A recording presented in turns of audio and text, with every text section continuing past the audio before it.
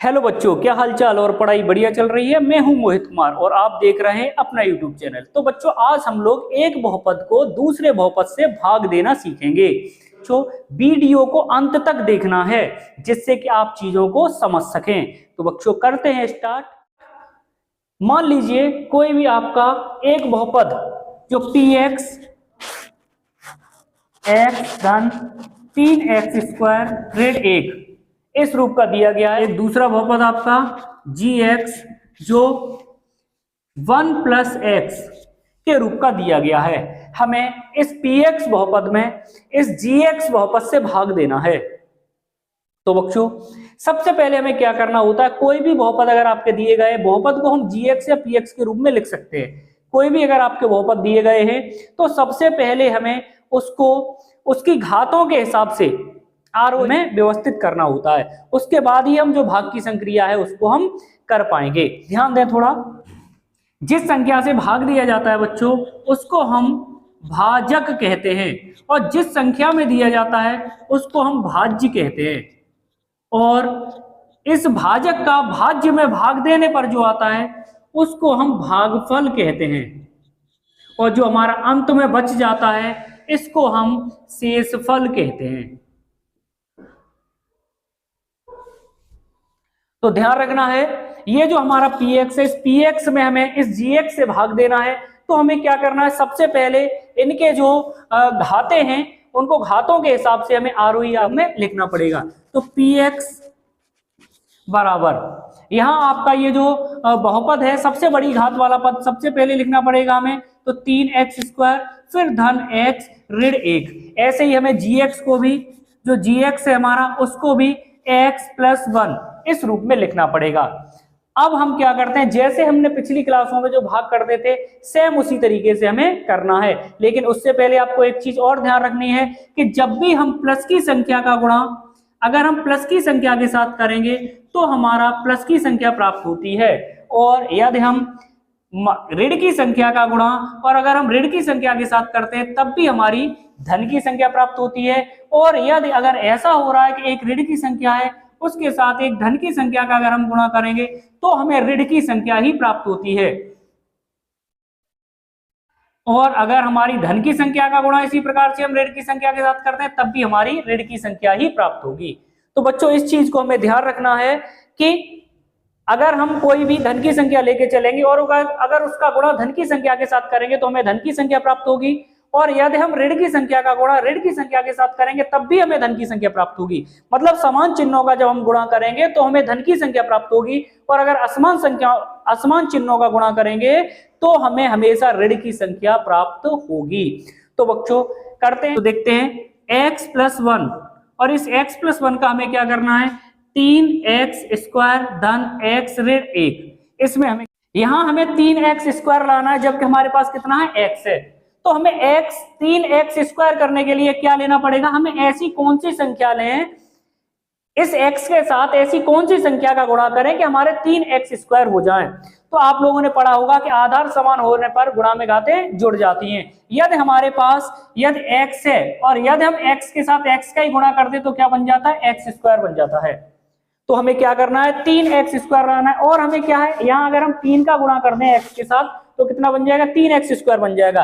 तो हमें क्या करना पड़ेगा, यहाँ हमारा धन का लाना है, यहाँ धन की संख्या है तो हमें क्या करना पड़ेगा, धन की संख्या है हमारे पास और हमें धन का लाना है तो धन की संख्या का क्या करना पड़ेगा, गुणा करना पड़ेगा। तो हमें ऐसी संख्या यहाँ पर लेनी है कि जिससे कि हमारा 3x² बन जाए। तो यहाँ हम कितना लेंगे, यहाँ हम 3x लेंगे।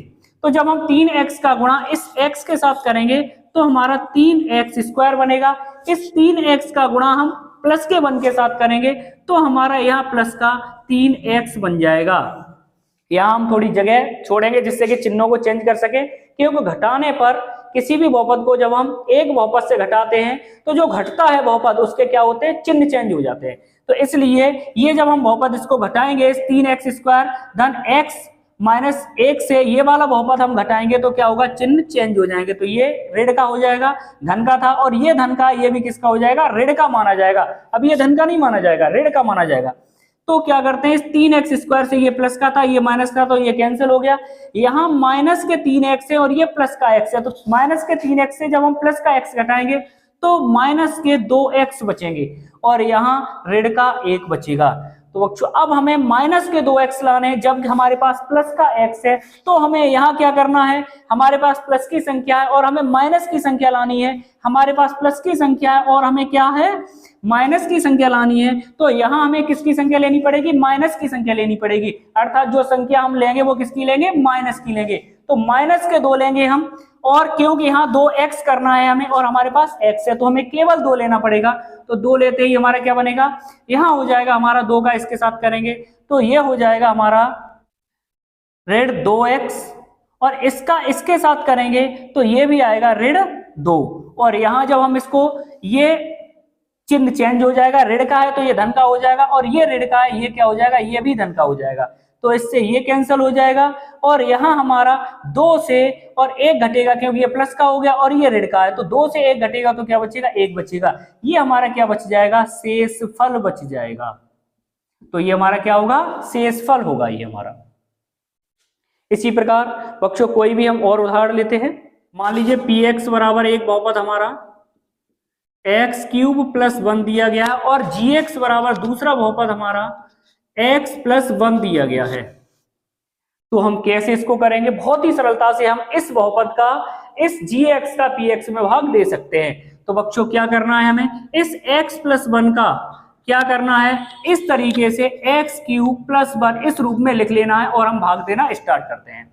तो हमें क्या करना है बच्चों, फिर उसी पे ध्यान देना है कि हम यहाँ कौन सी संख्या लें। यहाँ प्लस की संख्या है, यहाँ भी हमारी प्लस की संख्या, लानी भी प्लस की संख्या, हमारे पास है भी प्लस की संख्या। यहाँ पहला पद देखते हैं, यहाँ x है और यहाँ क्या है, x क्यूब है। तो यहाँ इस x में हम कौन सी संख्या का गुणा करें कि प्लस का x क्यूब मिल जाए हमें। तो इसमें हम क्या करेंगे, यहाँ हमें प्लस की संख्या ही लेनी है। यदि हम x के साथ x स्क्वायर का गुणा कर दें तो 1 घात इसकी 2 घात इसकी तो x क्यूब हो जाएगा। x स्क्वायर के साथ यदि हम x का गुणा कर दें तो हमारा क्या बन जाएगा, x क्यूब बन जाएगा। तो इसलिए हमें क्या करना है, यहाँ प्लस का x स्क्वायर लेना है। जब x स्क्वायर का गुणा x के साथ करेंगे तो हमारा क्या बन जाएगा, x क्यूब बन जाएगा। इस x स्क्वायर का गुणा जब हम प्लस 1 के साथ करेंगे तो हमारा प्लस का x स्क्वायर बनेगा। और हम क्या करेंगे, इसको घटाएंगे तो यहाँ चिन्ह चेंज हो जाएगा, ये माइनस हो जाएगा, ये भी माइनस हो जाएगा। यहाँ एक्स क्यू से एक्स क्यू कैंसिल हो जाएगा। यहाँ बचा ऋण का एक्स स्क्वायर धन 1। अब बच्चों हमें क्या करना है, ऋण का एक्स स्क्वायर लाना है। जब हमारे पास प्लस का एक्स है तो हमें क्या करना पड़ेगा, हमें यहाँ ऋण का, क्योंकि हमें ऋण का लाना है हमारे पास प्लस, और यदि हम ऋण की संख्या का गुणा प्लस की संख्या के साथ करेंगे तो हमें ऋण की संख्या मिल जाएगी। मतलब यदि हम ऋण की संख्या का गुणा प्लस की संख्या के साथ करते हैं तो क्या मिलता है, ऋण मिलता है। तो इसलिए हमें क्या करना पड़ेगा, हम यहाँ हमें ऋण की संख्या लेनी है। कितना लेना है, एक्स स्क्वायर करना है। जब हमारे पास एक्स है तो हमें एक एक्स और लेना पड़ेगा, तो यहाँ एक्स लेना पड़ेगा। जब हम इस ऋण के एक्स का एक्स के साथ गुणा करेंगे तो ये एक्स स्क्वायर मिल जाएगा। इस ऋण के एक्स का एक के साथ गुणा करेंगे तो यहाँ ऋण का एक्स मिलेगा और चिन्ह चेंज हो जाएंगे। तो यहाँ क्या होगा भाई आपका, यहाँ ये प्लस हो जाएगा, ये भी प्लस हो जाएगा, इससे ये कैंसिल हो जाएगा। ये ऋण का है और ये धन का है तो ये कैंसिल हो गया। बचा हमारा x धन 1, और हमें x धन 1 लाना है तो हमें क्या लेना पड़ेगा, यहाँ 1 लेना पड़ेगा।